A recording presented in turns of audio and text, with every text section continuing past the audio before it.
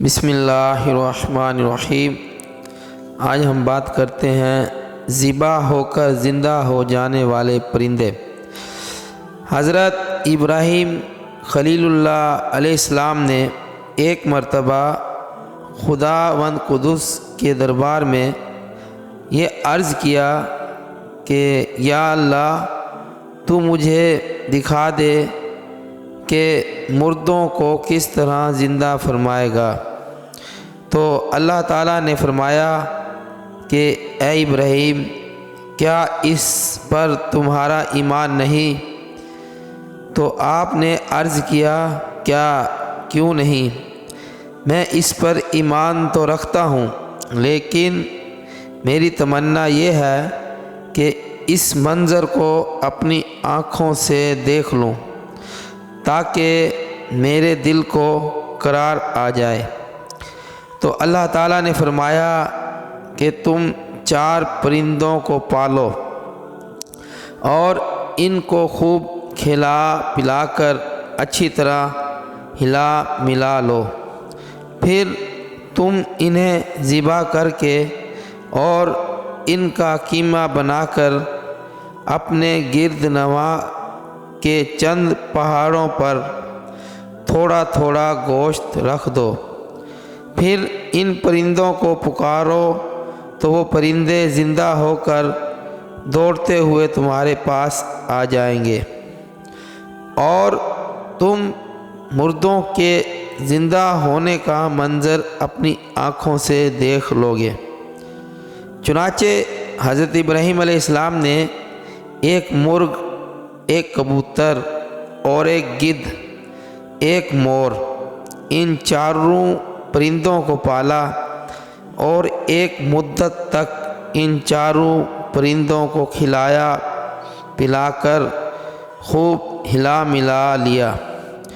پھر ان 4 پرندوں کو ذبح کر کے ان کے سروں کو اپنے پاس رکھ لیا اور ان 4 کا قیمہ بنا کر تھوڑا تھوڑا گوشت اطراف و جانب کے پہاڑوں پر رکھ دیا اور دور سے کھڑے ہو کر ان پرندوں کا نام لے کر پکارا، اے مرغ، اے کبوتر، اے گدھ، اے مور۔ آپ کی پکار پر ایک دم پہاڑوں سے گوشت کا قیمہ اڑنا شروع ہو گیا اور ہر پرندے کا گوشت، پوسٹ، ہڈی اور الگ ہو کر 4 پرندے تیار ہو گئے اور چاروں پرندوں پر 4 پرندے بلا سر کے دوڑتے ہوئے حضرت ابراہیم علیہ السلام کے پاس آ گئے اور اپنے سروں سے جڑ کر دانہ چگنے لگے اور اپنی اپنی بولیاں بولنے لگے، اور حضرت ابراہیم علیہ السلام نے اپنی آنکھوں سے مردوں کے زندہ ہونے کا منظر دیکھ لیا۔ ان کے دل کو اطمینان اور قرار مل گیا۔ اس واقعے کا ذکر خداوند کریم نے قرآن مجید کی سورہ بقرہ میں ان لفظوں کے ساتھ بیان فرمایا، ترجمہ کنز الایمان۔ اور جب عرض کی ابراہیم نے، اے رب میرے، مجھے دکھا دے تو کیوں کر مردے جلائے گا؟ فرمایا، کیا تجھے یقین نہیں؟ عرض کی، یقین کیوں نہیں، مگر یہ چاہتا ہوں کہ میرے دل کو قرار آ جائے۔ فرمایا، تو اچھا 4 پرندے لے کر اپنے ساتھ ہلا لے، پھر ان کا ایک ایک ٹکڑا ہر پہاڑ پر رکھ دے، پھر انہیں بلا، وہ تیرے پاس چلے آئیں گے، پاؤں سے دوڑتے اور جان رکھ کے۔ اللہ غالب حکمت والا ہے۔ اس واقعے سے درس کیا ملتا ہے؟ مردوں کو پکارنا، 4 پرندوں کا قیمہ بنا کر حضرت ابراہیم علیہ السلام نے پہاڑوں پر رکھ دیا تھا۔